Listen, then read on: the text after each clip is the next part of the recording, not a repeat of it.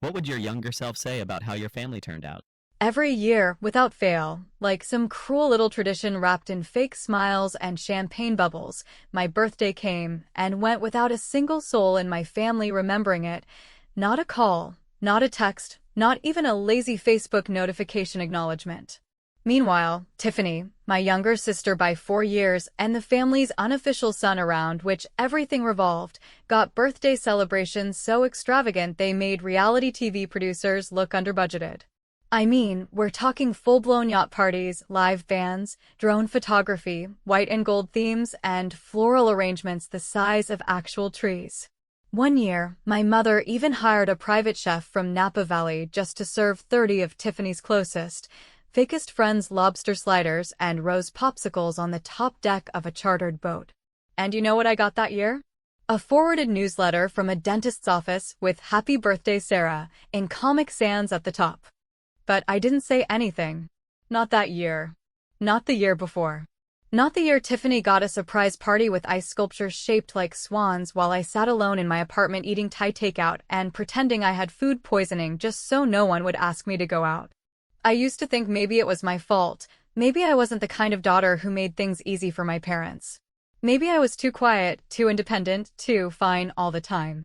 The kid who didn't throw tantrums, who paid her own tuition, who got her first job at 17 and never asked for help moving into college.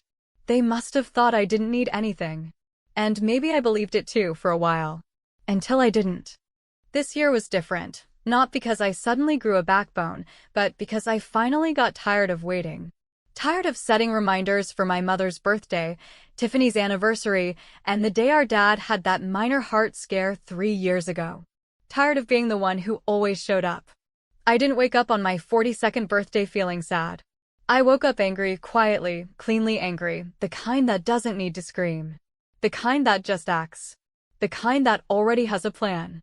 It started 2 months earlier when I toured a small, but beautiful property tucked along a lake upstate, nothing huge, nothing flashy, but serene in a way that felt completely mine.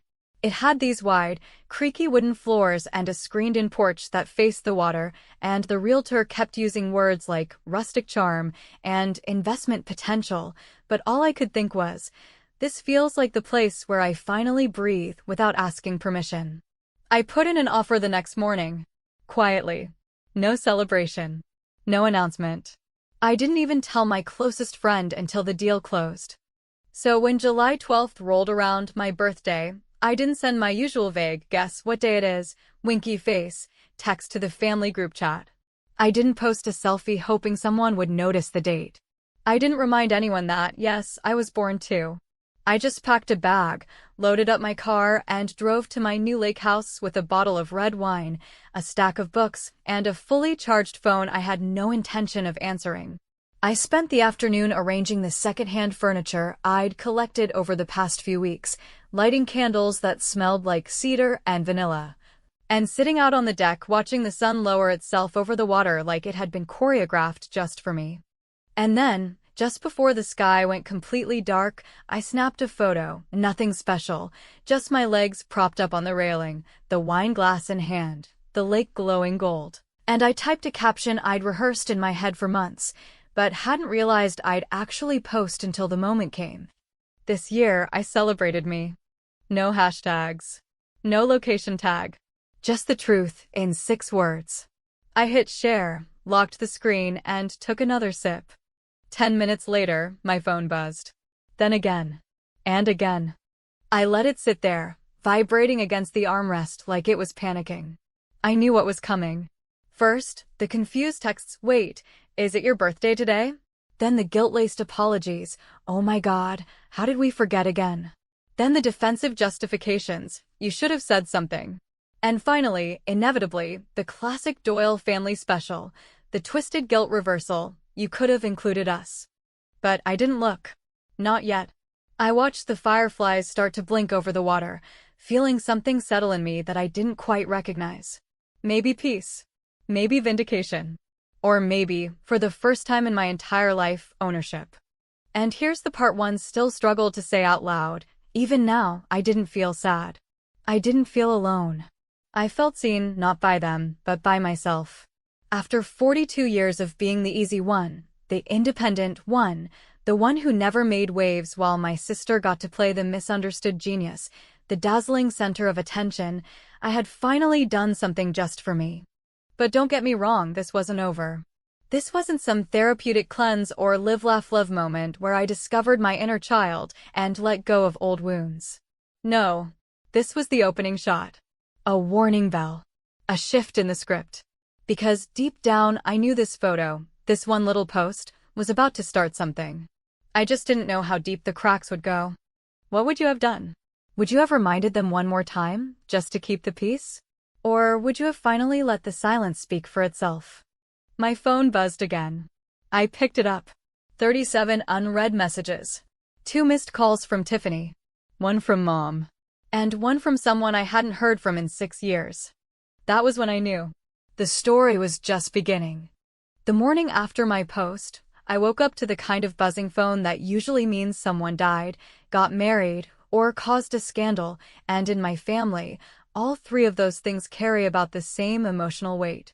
It was only 7:30, and the lake mist still clung low to the water like a breath no one had finished exhaling, but my phone was already lit up with over 50 unread messages.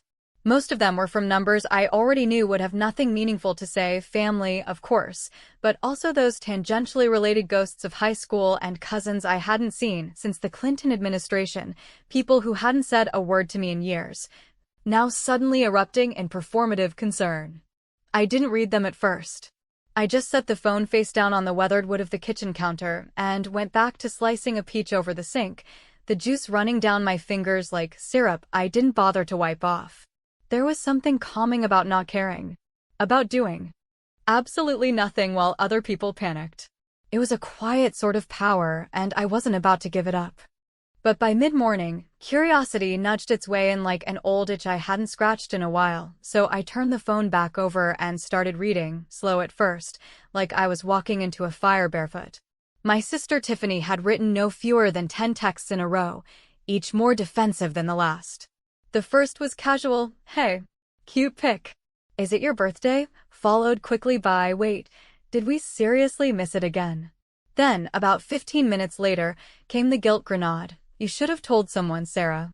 Honestly, this feels a little dramatic." That word, dramatic, had always been Tiffany's favorite bullet. She used it the way people use perfume, to cover up something sour underneath. It didn't matter how valid my feelings were or how quietly I'd held them. If I finally spoke up, I was being dramatic. My mother had left me a voicemail, her tone practiced and strained in that way only mothers who want to sound hurt instead of guilty can manage. "Sweetheart, I'm just surprised. I didn't even realize. You should have reminded me. You know how busy things have been with Tiffany's party planning and then the trip to San Diego anyway. Please call me. We're all a bit confused by your post. It's not like you to be cryptic." There it was again. My crime. Not being loud enough about my own existence. Not taking on the burden of managing their emotions while they ignored mine. And, suddenly, I could feel the heat rise in my chest, not just anger, but that deeper, sharper betrayal that comes from knowing you've always had to spoon-feed your needs to people who never once asked if you were hungry. My father had sent one text, "Hope you're well. Happy belated birthday. Let's chat soon." No punctuation. No apology. Just his usual passive dodge wrapped in 10 words or less. My dad was never the villain in any family fight because he was never fully in it to begin with. He stayed neutral the way someone stays dry by never walking into the rain. His silence had always been louder than my mother's vanity or Tiffany's self-absorption, but at least they showed up. My dad just disappeared into the wallpaper of our lives, emerging only when it was safe to pretend nothing had happened. I walked out onto the deck with my coffee, letting the messages simmer while the sun slowly burned off the last of the morning fog. The lake was perfectly still, like a mirror waiting to be cracked, and I found myself wondering, not for the first time, how I'd ended up the emotional cleanup crew in a family that treated empathy like a resource to be rationed. I remembered birthdays past, so many of them. The time I turned 21 and waited all day for someone to call before giving up and driving myself to a diner, where the waitress stuck a candle in a slice of lemon meringue pie and sang "Happy Birthday" off-key while I pretended not to cry.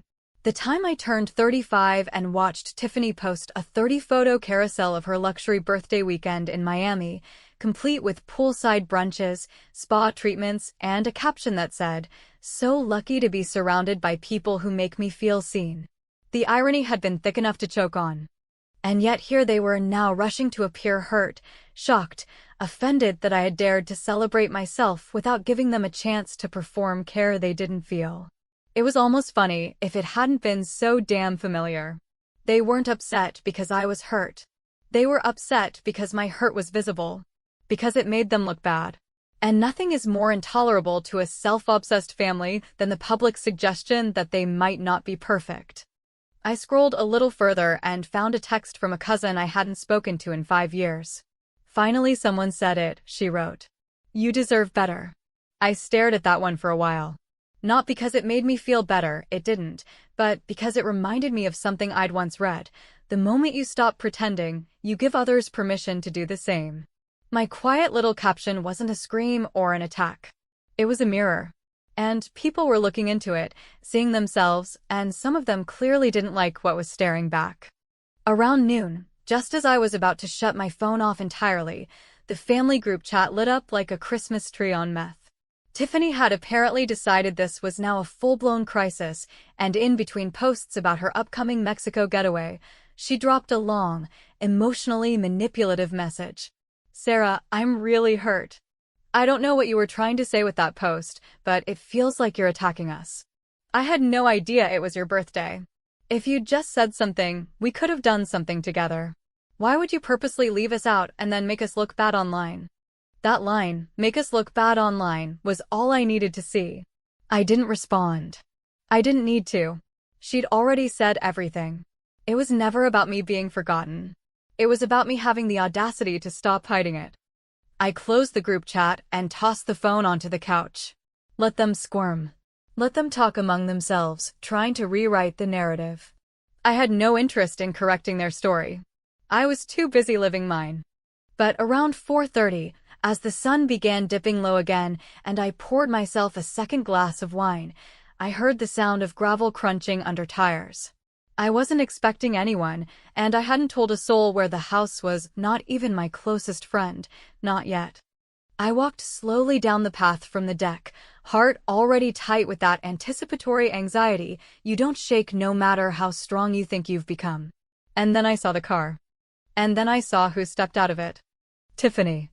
Wearing white, of course. And behind her, emerging from the passenger side door, was someone I hadn't laid eyes on in 6 years. Someone who knew exactly what day it was, once upon a time. Someone who'd once promised forever and lasted barely 5 years. Ben. My ex-husband. Tiffany waved like this was normal. Like it was a drop-by visit. Like we were all still pretending. And, just like that, I realized, the real party was about to begin. There's a very specific kind of rage that comes not from screaming or breaking things or lashing out in the heat of some spontaneous emotion, but from standing perfectly still, from smiling politely when every nerve in your body is screaming, from knowing that the very people who've repeatedly chipped away at your dignity are now standing on your front porch, uninvited, acting like they belong because they've always believed that. That's what I felt in the moment I saw Tiffany stepping out of the driver's side of that car with her oversized sunglasses and flawless white sundress, and Ben, my ex-husband of 6 years, the man who once cried into his hands when he confessed he just couldn't feel anything anymore, stepping out after her like this was just another social call. They stood there at the edge of my gravel driveway, Tiffany clutching a ridiculous woven handbag like she'd just left brunch in the Hamptons, Ben holding his phone in one hand and a bottle of wine in the other, which I was sure neither of them had paid more than $15 for, and for a long, searing second, I said nothing. I didn't wave, didn't call out, didn't offer a smile or a greeting.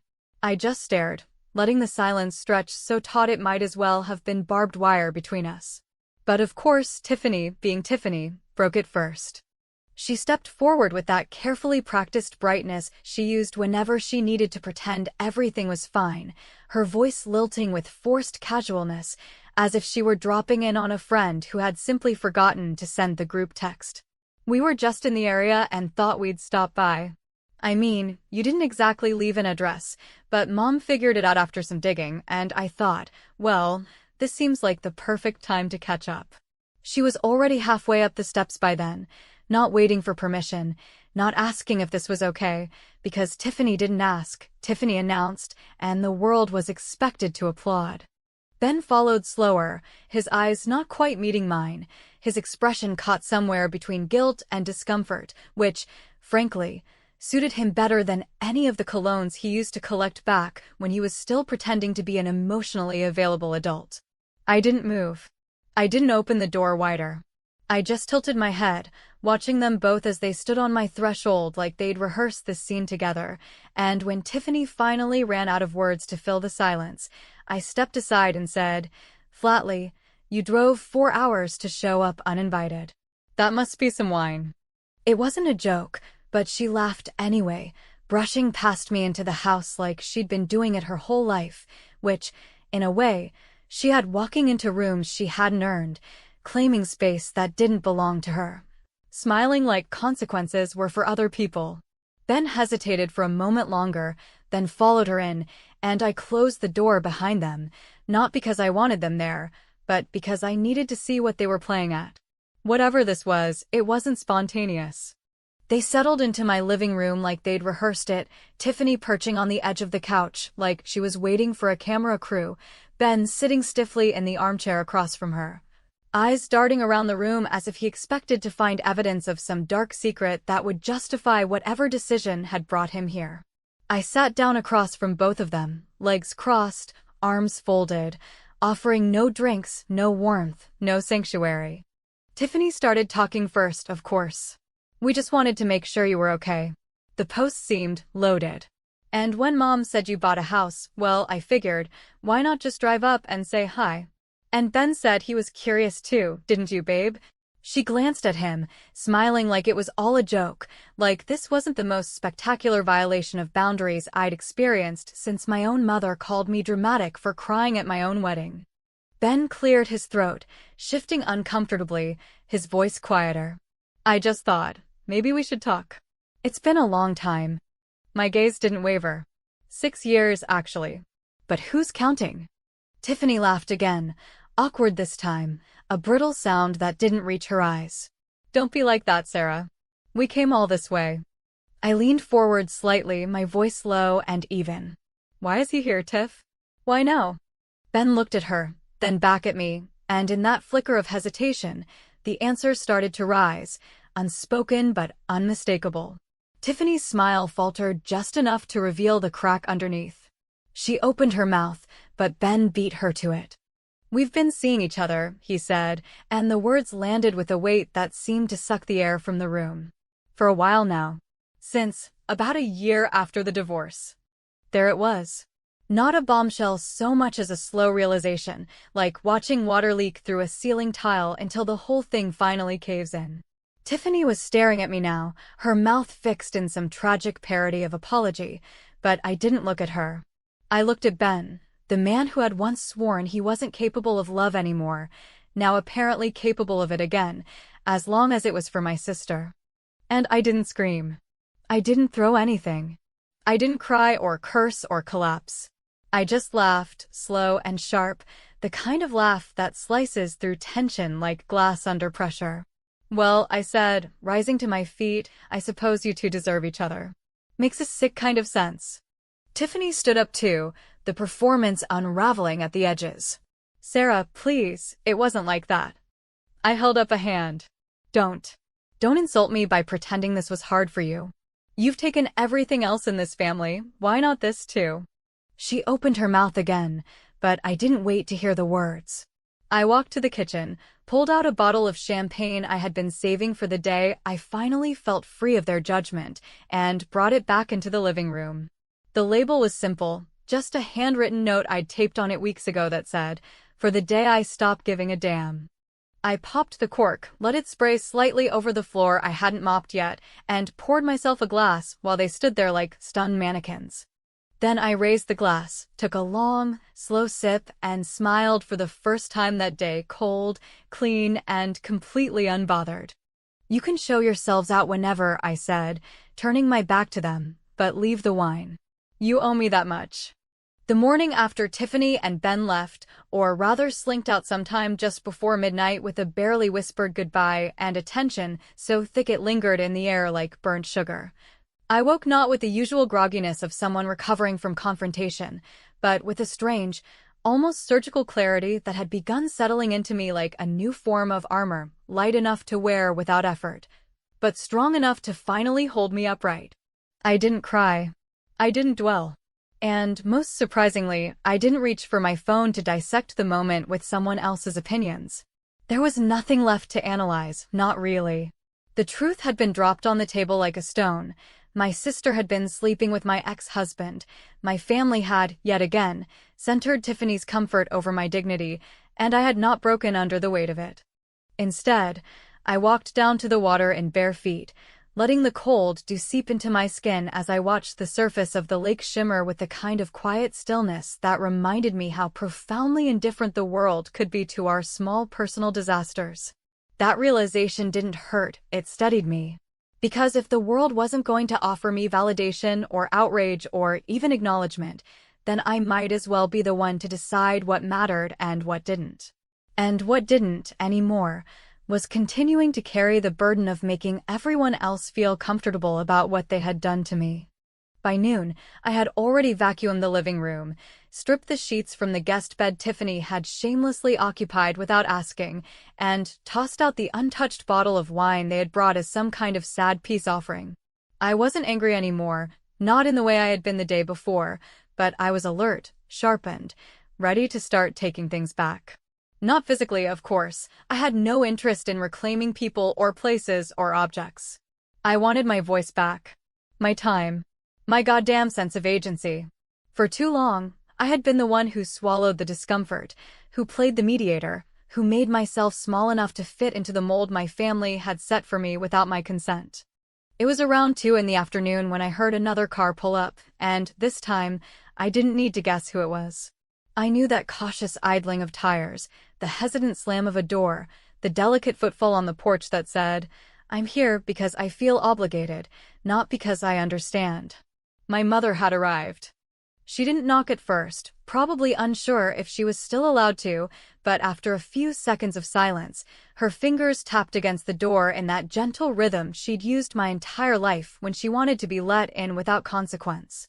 I opened the door slowly, leaning against the frame, and looked at her for a long time without speaking. She was dressed in her usual understated luxury, linen pants, gold earrings, perfectly manicured nails, and holding a white gift bag that I could tell, just by the shape, contained a candle. My mother had always believed candles were an acceptable apology, soothing, fragrant, inoffensive. Something you could light and forget until the air smelled nicer. It was fitting in a way. "I thought maybe we could talk," she said, her voice soft, almost careful, as though she were trying to avoid startling me, though I wasn't the one who'd created this awkwardness. I didn't smile. I didn't invite her in with open arms. But I did step aside, wordlessly, because something in me needed to see this through, not for her, but for myself. She walked inside like she was entering a museum, slow and reverent, eyes scanning every corner of the house as if it could tell her what I'd been feeling these last few days. She set the bag on the kitchen island without a word, then turned to me and asked, "Do you hate me?" The question was too easy, too conveniently dramatic, and I almost laughed, because it was exactly the kind of statement people like my mother made when they wanted to control the narrative, to pivot the attention back to their own suffering. I took a breath and responded, not with venom, but with bone-deep exhaustion. "No, I don't hate you. But I don't trust you. And I don't think I ever really did." She sat down on one of the stools by the island, her hands fidgeting with the hem of her sleeve, and for a moment she looked older than I had ever allowed myself to notice. Not frail, but less polished.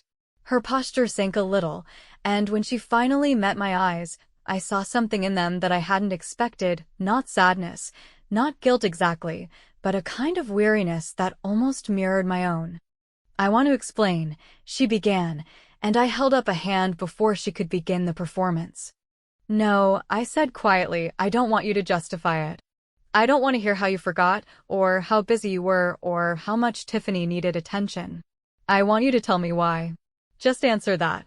Why did I always have to remind you that I existed?"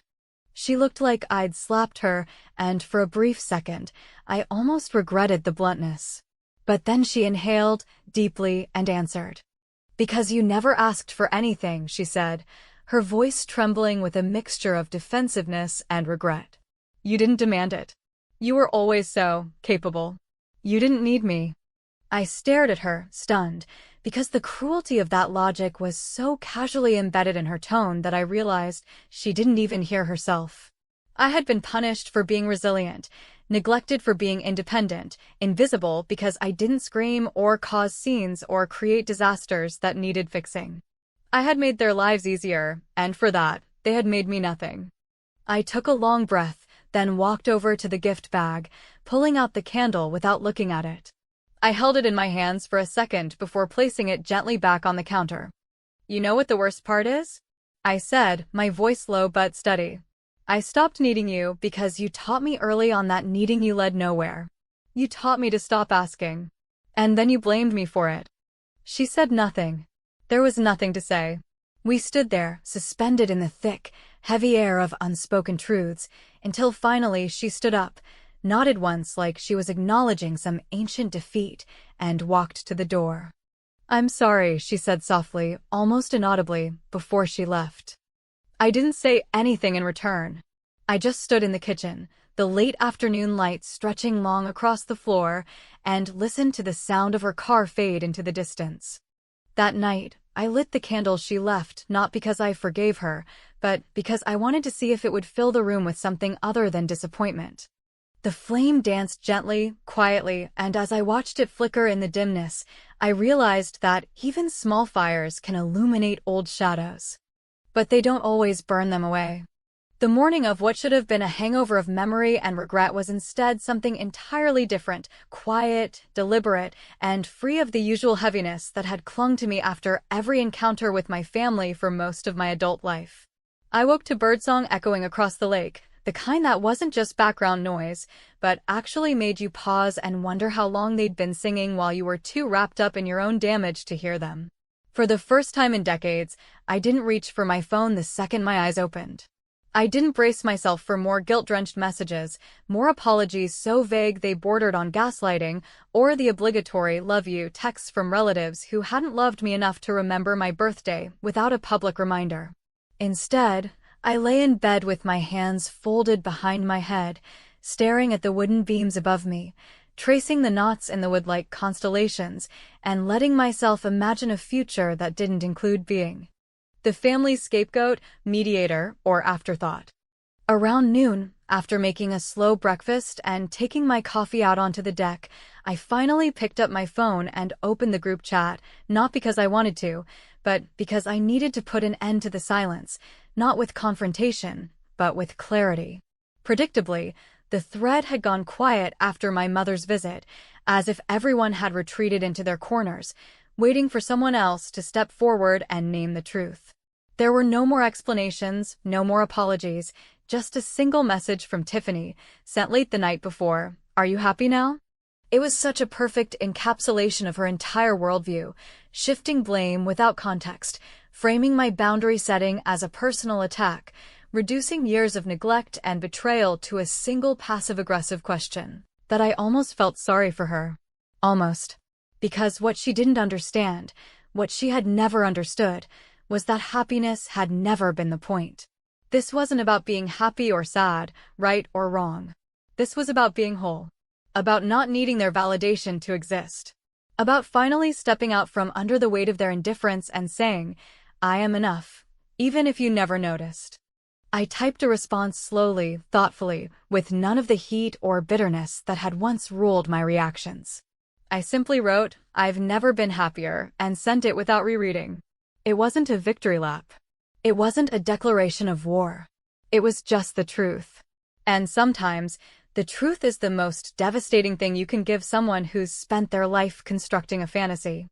That afternoon, I hosted a birthday dinner, not the kind with streamers or glitter or over-the-top speeches, but a small, warm gathering of people who had shown up for me when no one else did, who remembered not because they had been reminded, but because they had cared. There was my old colleague Danielle, who had sent me flowers every year since our office shut down, just because she remembered that I once cried in the break room when my mother forgot my birthday again. There was Marcus, the neighbor from my apartment complex, who used to knock on my door every July 12th with a cupcake and a post-it note that read, "In case no one else does." And there was Alan, a contractor I'd hired to fix a leaky pipe 2 months earlier, who'd somehow become a friend after we spent an entire afternoon talking about how strange it feels to outgrow your own family.